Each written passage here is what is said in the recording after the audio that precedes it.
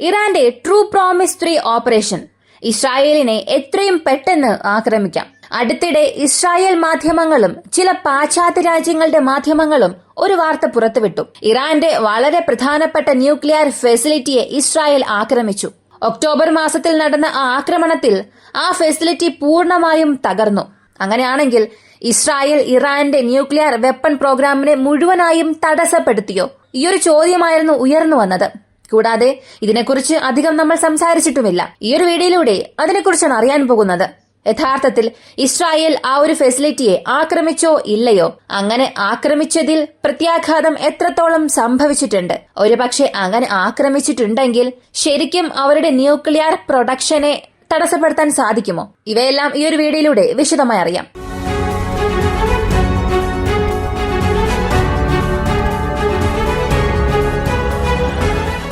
പുർച്ചി military കോംപ്ലക്സിലുള്ള തെലഗൻ 2 complex, ഇത് ഇറാന് വളരെ പ്രധാനപ്പെട്ട ഒരു ന്യൂക്ലിയർ ഫെസിലിറ്റിയാണ്. 2006 മുൻപ് ഇത് ഇറാൻ ഉപയോഗിച്ചത് കൊമേഴ്ഷ്യൽ ന്യൂക്ലിയർ എനർജിക്ക് വേണ്ടിയാണ്. പൊതുജനങ്ങൾക്ക് ആവശ്യമായ ആണവോർജം നിർമ്മിക്കുന്നതിനും അല്ലെങ്കിൽ അത് സംബന്ധിക്കുന്ന പഠനങ്ങൾ നടത്തുന്നതിനും ഇറാൻ ഉപയോഗിച്ചുകൊണ്ടിരുന്ന കൊമേഴ്ഷ്യൽ ന്യൂക്ലിയർ കോംപ്ലക്സ് ആണ്. അതിൽ നിന്ന് ആണവായുധം സംബന്ധിക്കുന്ന യാതൊരു സാങ്കേതിക വിദ്യ അല്ലെങ്കിൽ യാതൊരു പരീക്ഷണവും ഞങ്ങൾ ചെയ്യില്ല എന്ന് ഇറാൻ ഒരു ഉറപ്പ് നൽകിയിരുന്നു. എന്നാൽ ഈ കോംപ്ലക്സിന്റെ ഭൂരിഭാഗവും 2006 പൂട്ടിയിടുന്നു. ഇങ്ങനെ അടച്ചതിനു ശേഷം ഇസ്രായേൽ പല തവണ ഇറാന് നേരെ ഒരുപാട് ആരോപണങ്ങൾ നടത്തി. ഇവിടെ ഇറാന് ആവശ്യമായ ആണവായുധം നിർമ്മിക്കുന്നതിന് പ്രധാനപ്പെട്ട ചില സാങ്കേതിക വിദ്യകൾ പരീക്ഷിച്ചുകൊണ്ടിരിക്കുകയാണ്. അതും ഭൂമിക്കടിയിലാണ് അതെല്ലാം ചെയ്യുന്നത്. ഇസ്രായേലിന്റെ ഇന്റലിജൻസ് എത്ര വലിയ നെറ്റ്വർക്ക് ആണെന്ന് നമുക്കറിയാം. ഇറാനുള്ളിൽ അവർ എന്തൊക്കെ ചെയ്തിട്ടുണ്ടെന്നും അറിയാം. ന്യൂക്ലിയർ സയന്റിസ്റ്റിനെ ന്യൂട്രലൈസ് ചെയ്തത് മുതൽ ന്യൂക്ലിയർ ഡോക്യുമെന്റ്സ് എടുത്തുപോയതുവരെ ഇസ്രായേലിനെ കൊണ്ട് ഇറാനുള്ളിൽ എത്രത്തോളം ചെയ്യാൻ സാധിക്കുമോ അതെല്ലാം ചെയ്തു. ഇതൊക്കെ നമുക്കറിയാം. അപ്പോ അവർ ഒരു വ്യക്തമായ റിപ്പോർട്ട് ഇതിനെക്കുറിച്ച് നൽകി. 2006 പലതവണ നൽകി. കുറഞ്ഞത് 20-30 മീറ്റർ ആഴത്തിലെങ്കിലും ഈ അണ്ടർഗ്രൗണ്ട് ഫെസിലിറ്റീസ് ഉണ്ട്. അവിടെ ഒരു ന്യൂക്ലിയർ ഡിവൈസ് പൊട്ടിത്തെറിപ്പിക്കാൻ ആവശ്യമായ പ്ലാസ്റ്റിക് എക്സ്പ്ലോസീവ്സ് അവർ നിർമ്മിച്ചുകൊണ്ടിരിക്കുകയാണ്. ഇത് വളരെ പ്രധാനപ്പെട്ട ഒരു പ്രോസസ്സാണ്. ആണവായുധ സ്ഫോടനം ഉണ്ടാകണം എന്നുണ്ടെങ്കിൽ അതിനെ ട്രിഗർ ചെയ്യുന്ന രീതിയിൽ അതിന്റെ പ്രൈമറി എക്സ്പ്ലോഷൻ ഉണ്ടാകണം. ആ സ്ഫോടക വസ്തുക്കൾ ഇവിടെ നിർമ്മിച്ചുകൊണ്ടിരിക്കുകയാണ്. നിർമ്മിക്കുക എന്നതിനപ്പുറം അത് പരീക്ഷിക്കാൻ ഇവിടെ തന്നെ ഒരു വലിയ ലാബ് അവർ വച്ചിട്ടുണ്ട്. ഇതെല്ലാം അണ്ടർഗ്രൗണ്ടിലാണ് ഉള്ളത്. ലോകത്തിന്റെ കണ്ണിൽ നിന്നും ഈ സ്ഥലത്തെ അവർ മറച്ചുവെക്കുകയും ഇറാൻ ഇങ്ങനെ ഒരു കാര്യം ചെയ്തുകൊണ്ടിരിക്കുന്നുവെന്ന് ഇസ്രായേൽ തുറന്നു തന്നെ പലതവണ കുറ്റാരോപണം നടത്തി. അതുപോലെ കുറച്ച് ദിവസങ്ങൾക്ക് മുൻപ് ഇസ്രായേൽ ഇറാനിൽ ഒരു വലിയ പ്രതികാര ആക്രമണം നടത്തി. 200 മിസൈൽസ് വരെയും ഇറാൻ ഇസ്രായേലിന് നേരെ തൊടുത്തുവിട്ടതിന് ഒരു പ്രതികാര ആക്രമണമായി ഇസ്രായേൽ ഇങ്ങനെ ഒരു ഓപ്പറേഷൻ ചെയ്തതായി അവർ തന്നെ ഔദ്യോഗികമായി പറഞ്ഞു. അതിൽ പലയിടത്തും ആക്രമണം നടത്തി. S-300 നശിപ്പിച്ചു എന്ന് പറഞ്ഞു. പല സ്ഥലങ്ങളിൽ കേടുപാടുകളും സംഭവിച്ചു. അതുപോലെ പ്രധാനപ്പെട്ട ഒരു ഫെസിലിറ്റി ആക്രമിച്ചു എന്നും പറഞ്ഞു. എന്നാൽ അതിനുശേഷം കൂടുതലായി ഇതിനെക്കുറിച്ച് ആരും സംസാരിച്ചില്ല. എല്ലാം ശാന്തമായി പോയിക്കൊണ്ടിരുന്ന സമയത്ത് പെട്ടെന്ന് ആക്സിയോസിൽ ഒരു റിപ്പോർട്ട് വന്നു. അതിൽ റിപ്പോർട്ട് വന്നതിന് ശേഷം ഒരു കാട്ടുതീ പോലെ എല്ലാ പാശ്ചാത്യ മാധ്യമങ്ങളും ഇത് റിപ്പോർട്ട് ചെയ്യാൻ തുടങ്ങി. അതിൽ അവർ പറഞ്ഞത് ഈ തെലഗൻ 2 കോംപ്ലക്സിൽ പ്ലാസ്റ്റിക് എക്സ്പ്ലോസീവ്സ് തയ്യാറാക്കുന്ന ഒരു സ്ഥലമായിരുന്നു. അത് എല്ലാവർക്കും അറിയാവുന്ന കാര്യമാണ്. ഇസ്രായേൽ പലതവണ പുറത്ത് പറഞ്ഞിട്ടുണ്ടായിരുന്നു. എന്നാൽ സമ്പൂർണമായി വർക്കാകുന്ന ഒരു വർക്കിംഗ് മോഡൽ ഈ സ്ഥലത്ത് ഇറാൻ നിർമ്മിച്ചിട്ടുണ്ടായിരുന്നു. അത് കുറഞ്ഞത് 4 തവണയെങ്കിലും ഓപ്പറേഷണൽ ടെസ്റ്റും ചെയ്തിട്ടുണ്ട്. ഇസ്രായേലിനെ ആക്രമിച്ചതിനു വേണ്ടി ഒരു തിരിച്ചടി നൽകാൻ പോകുന്നു എന്ന പേരിൽ അങ്ങനൊരു കാരണം കാണിച്ച് ഇറാനെ ഇസ്രായേൽ വീണ്ടും ആക്രമിച്ചു. അപ്പോ ഈ ഒരു ഫെസിലിറ്റിയെ അവർ ഡീപ്പായി തന്നെ ആക്രമിച്ചു. ഇറാന്റെ പ്ലാസ്റ്റിക് എക്സ്പ്ലോസീവ്സ് നിർമ്മിക്കുന്ന സംഭരണശാല മുഴുവനും നശിച്ചു. ഈ ആണവായുധ നിർമ്മാണത്തിൽ ഇറാനെ ഇതൊരു 15 വർഷമെങ്കിലും പിന്നിലേക്ക് കൊണ്ടുപോകും. ഇങ്ങനെ ഒരു റിപ്പോർട്ട് പ്രസിദ്ധീകരിച്ചു. അപ്പോ ഇറാൻ ഇസ്രായേലിനെ ആക്രമിച്ചു, ഇസ്രായേലും ഇറാനെ ആക്രമിച്ചു, റിട്ടാലിയേഷൻ ചെയ്ത് അവസാനിച്ചു. ഈ കോംപ്ലക്സിൽ അറ്റാക്ക് നടത്തി. സത്യത്തിൽ ഈ ഒരു ആക്രമണം അത്രത്തോളം ആഘാതം സൃഷ്ടിച്ചിട്ടുണ്ടാകുമോ എന്നുള്ളതാണ് ഒരു വലിയ ചോദ്യം. പുറമേ കാണാൻ ഔട്ടർ കോംപ്ലക്സിനെ സംബന്ധിച്ച് അവിടെ ഡാമേജുകൾ സംഭവിച്ചിട്ടുണ്ടെന്ന് സാറ്റലൈറ്റ് ഇമേജസിലൂടെ തന്നെ നമുക്ക് മനസ്സിലാക്കാം. ഓൺലൈൻ മുഴുവനും ഈ ഇമേജ് അവൈലബിൾ ആണ്. എന്നാൽ ഇസ്രായേലിന്റെ ഇന്റലിജൻസ് ഇൻപുട്ടിൽ ഒരു കാര്യം പറഞ്ഞിരിക്കുന്നത് അവിടെയുള്ളതെല്ലാം അണ്ടർഗ്രൗണ്ട് വെപ്പൺ ഫെസിലിറ്റി ആണെന്ന്. അവരുടെ സ്റ്റേറ്റ്മെന്റ് വെച്ച് തന്നെ നോക്കിയാൽ ആ ഫെസിലിറ്റിയുടെ മുകൾ ഭാഗത്ത് ഇസ്രായേൽ ഒരു വലിയ ആഘാതം ചെലുത്താൻ സാധിച്ചാലും അണ്ടർഗ്രൗണ്ടിൽ അത്തരമൊരു സ്വാധീനം ചെലുത്താൻ സാധിക്കുമോ എന്നുള്ളത് ചോദ്യമാണ്. അതുമാത്രമല്ല, ഈ പ്ലാസ്റ്റിക് സ്ഫോടക വസ്തു എന്ന് പറഞ്ഞാൽ എന്തായിരിക്കും?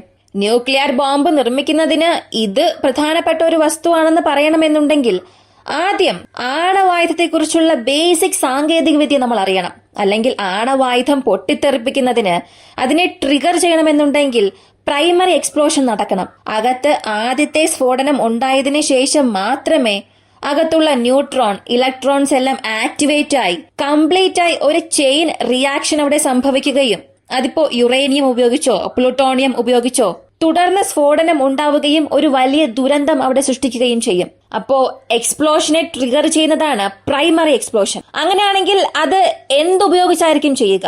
ഇതിന് പ്ലാസ്റ്റിക് എക്സ്പ്ലോസീവ്സ് എന്ന പേര് വരാൻ കാരണം എന്തായിരിക്കും? അതിനുള്ളിൽ എന്തൊക്കെ കെമിക്കൽസ് ഉപയോഗിക്കും എന്ന് ചോദിച്ചാൽ സെംടെക്സ്, RDX, PTN എന്ന് പറയും. ഇത് RDXന്റെ ഒരു റോ ഫോർമാറ്റ് ആണ്. C4, TNT, ഡൈനാമൈറ്റ് ഇവയെല്ലാം അകത്ത് ആ സ്ഫോടനത്തിന് ആവശ്യമായി ഇന്ധനമായി ഉപയോഗിക്കുന്നുണ്ട്.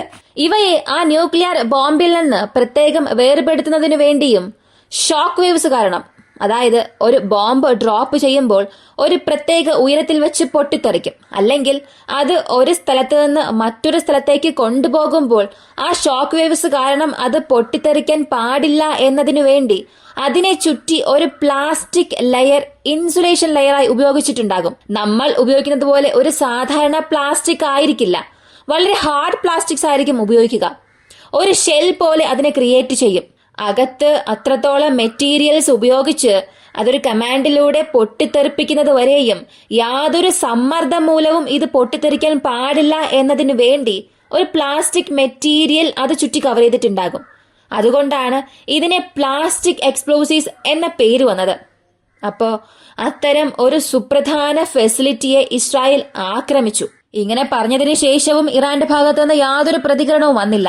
എന്നാൽ IRGCയുടെ നേതാവായാലും അല്ലെങ്കിൽ IRGCയുടെ പ്രധാനപ്പെട്ട കമാൻഡോസ് ആയാലും ഇവർ എല്ലാവരും അടുത്തിടെ ഒരാഴ്ചയ്ക്ക് മുൻപ് ഒരു കാര്യം കൺഫേം ചെയ്തു. തീർച്ചയായും ഞങ്ങൾ ഇസ്രായേലിനെ തിരിച്ചടിക്കും. ഇറാനെ അവർ ആക്രമിച്ചു, അതിന് ഒരു തിരിച്ചടി ഞങ്ങൾ തീർച്ചയായും കൊടുക്കുമെന്ന് അവരുടെ സ്റ്റേറ്റ്മെന്റിൽ പറഞ്ഞു. അപ്പോ ഇസ്രായേൽ ആ സ്ഥലം ആക്രമിച്ചു എന്ന് മനസ്സിലായി. അതുപോലെ അണ്ടർഗ്രൗണ്ട് സ്ട്രക്ചറിൽ ഇങ്ങനൊരു ഫെസിലിറ്റീസ് ഇറാൻ നിർമ്മിച്ചിട്ടുണ്ട് എന്ന് മനസ്സിലായി. അവിടെ ആഘാതം സംഭവിച്ചിട്ടില്ല എന്നുണ്ടെങ്കിൽ ഇറാൻ ഇത് വലിയ തിരിച്ചടിയൊന്നും ആയിരിക്കില്ല. പക്ഷേ വലിയ കേടുപാടുകൾ അവിടെ സംഭവിച്ചിട്ടുണ്ടെങ്കിൽ അത് വലിയൊരു തിരിച്ചടിയായി തന്നെ മാറും. കാരണം ഈ എക്സ്പ്ലോസീവ്സ് ഡിവൈസ് നിർമ്മിക്കുന്ന ഫെസിലിറ്റി ആക്രമിച്ചു എന്നുണ്ടെങ്കിൽ അത് എത്രത്തോളമായിരിക്കും ഇറാനെ പിന്നിലേക്ക് കൊണ്ടുപോവുക? ഇവർ പറയുന്നത് പോലെ 15 വർഷം പിന്നിലേക്ക് തള്ളുമോ എന്നൊക്കെ ചോദിച്ചാൽ അങ്ങനെ അല്ല. ഇത് ഒരു സാങ്കേതിക വിദ്യ എന്നതിനപ്പുറം ഒരു അടിസ്ഥാന പ്രോസസ് മാത്രമാണ്. ആണവായുധത്തിന് യുറേനിയം എൻറിച്ച് ചെയ്യുന്നതും ആ യുറേനിയത്തെ വെപ്പൺസിനുള്ളിൽ വയ്ക്കുന്നതും അതിനെ ഒരു ആണവായുധമാക്കി മാറ്റുന്നതാണ് ഉള്ളതിൽ വളരെ കോംപ്ലിക്കേറ്റഡ് ആയിട്ടുള്ള പ്രോസസ്. ഈ പ്ലാസ്റ്റിക് എക്സ്പ്ലോസീവ്സ് തയ്യാറാക്കുന്നത് ആണവായുധം നിർമ്മിക്കുന്നതുമായി താരതമ്യം ചെയ്യുമ്പോൾ വളരെ വളരെ ലളിതമായ ഒരു പ്രോസസ്സാണ്. ഇത് ഇറാൻ മാത്രമേ നിർമ്മിക്കാൻ പാടുള്ളൂ. ഇറാൻ മാത്രമേ അത് പൂർണ്ണമായും പരീക്ഷിച്ചു നോക്കി ഇസ്രായേലിൽ ഒരു ആക്രമണം നടത്താവൂ എന്നൊന്നും ഇല്ല. വളരെ ലളിതമായി അവരെ കൊണ്ട് ഈ ഒരു മെക്കാനിസത്തെ റഷ്യയിൽ നിന്ന് തന്നെ വാങ്ങാൻ സാധിക്കും. ഈ പ്ലാസ്റ്റിക് എക്സ്പ്ലോസീവ്സ് ഡിവൈസസിനെ ഇറാൻ റഷ്യയുടെ പക്കൽ നിന്ന് വാങ്ങിയാൽ അതും ഒരു സാധാരണ ആയുധ വിൽപ്പന പോലെ മാത്രമായിരിക്കും. ഇപ്പോ ആണവായുധം സംബന്ധിക്കുന്ന വസ്തുക്കൾ കയറ്റുമതി ചെയ്യുന്നതും ഇറക്കുമതി ചെയ്യുന്നതും നിരോധനമുണ്ട്. പല രാജ്യങ്ങൾ ചേർന്ന് അതിനെ നിരോധിച്ചിട്ടുണ്ട്, ആണവായുധങ്ങളെല്ലാം നിയന്ത്രിക്കുന്നതിന് വേണ്ടി. എന്നാൽ ഈ പ്ലാസ്റ്റിക് എക്സ്പ്ലോസീവ്സിന്റെ റോ മെറ്റീരിയൽസ് വാങ്ങുക, അല്ലെങ്കിൽ മുഴുവനായും ആ ഒരു വർക്കിംഗ് മോഡൽ പുറം രാജ്യം അറിയാതെ വാങ്ങുന്നതും, അറിഞ്ഞു വാങ്ങിയാലും ഇതൊന്നും തന്നെ ഈ സാങ്ഷൻസിന് കീഴിൽ വരില്ല. സാധാരണ എക്സ്പ്ലോസീവ്സ് എങ്ങനെയാണോ വാങ്ങുക അതിന് കീഴിൽ മാത്രമേ വരൂ. അപ്പോ ഇവിടെ ഇസ്രായേൽ ആക്രമിച്ചു, അല്ലെങ്കിൽ സത്യത്തിൽ അവിടെ വലിയൊരു ആഘാതം സൃഷ്ടിച്ചാലും വലിയ രീതിയിലുള്ള നഷ്ടം ഇറാൻ ഉണ്ടാകില്ല. ഇനി അവിടെ മറ്റേതെങ്കിലും കേടുപാടുകൾ സംഭവിച്ച് അത് ശരിയാക്കുന്നത് വരെ മാത്രമേ അവർക്ക് ചെറിയ പ്രശ്നമുണ്ടാകൂ. പക്ഷെ വലിയൊരു തിരിച്ചടിയൊന്നും ഇത് ഇറാന് സംഭവിക്കില്ല. ഇനി ഇസ്രായേൽ പറയുന്നത് പോലെ അത്രത്തോളം ആഘാതം അവിടെ സംഭവിച്ചോ, അത്രയും വർഷം ഈ പ്രോജക്റ്റിനെ പിന്നിലേക്ക് തള്ളിയിട്ടുണ്ടാകുമോ എന്നുള്ളതെല്ലാം ഒരു ഊഹമായി മാത്രമേ അവർ പറഞ്ഞിട്ടുള്ളൂ. അവരുടെ റിപ്പോർട്ട്സിനെ കൊണ്ട് മുഴുവനായും അതൊന്നും സ്ഥിരീകരിക്കാൻ സാധിച്ചിട്ടില്ല. ഇറാന്റെ പക്കൽ അണ്ടർഗ്രൗണ്ട് സ്ട്രക്ചേഴ്സ് നേരത്തെ ഒരുപാട് തന്നെ ഉണ്ട്. അവരുടെ ന്യൂക്ലിയർ ഫെസിലിറ്റി ആക്രമിക്കുക അല്ലെങ്കിൽ ന്യൂക്ലിയർ സൈറ്റിനെ ആക്രമിക്കണം എന്നുണ്ടെങ്കിൽ നിലവിൽ ഇസ്രായേലിന്റെ പക്കലുള്ള വെപ്പൺസിനെ കൊണ്ട് തീർച്ചയായും ചെയ്യാൻ സാധിക്കില്ല. ഇതിനകം ഞാൻ പലതവണ പറഞ്ഞിട്ടുണ്ട്, GBU സീരീസിലുള്ള വളരെ ഹെവിയസ്റ്റ് ബോംബ് ഡ്രോപ്പ് ചെയ്താൽ മാത്രമേ ആ സ്ഥലങ്ങൾക്ക് പ്രശ്നമുണ്ടാക്കാൻ സാധിക്കുകയുള്ളൂ. അത് ഡ്രോപ്പ് ചെയ്യണമെന്നുണ്ടെങ്കിൽ അമേരിക്കയുടെ B2 ബോംബേഴ്സ് മാത്രമേ സാധിക്കൂ. അതല്ലാതെ ഇസ്രായേലിന്റെ എയർഫോഴ്സിനെ കൊണ്ട് ഇപ്പോഴത്തേക്ക് അത്തരം ഒരു ആക്രമണം മുഴുവനായും ഇറാന്റെ ന്യൂക്ലിയർ ഫെസിലിറ്റീസിൽ ഒരിക്കലും ചെയ്യാൻ സാധിക്കില്ല. ഈ ഒരു വീഡിയോയെ കുറിച്ചുള്ള നിങ്ങളുടെ അഭിപ്രായം കമന്റിൽ പറയുക. വീഡിയോ ഇഷ്ടമായാൽ ലൈക്ക് ചെയ്യുക, ഷെയർ ചെയ്യുക.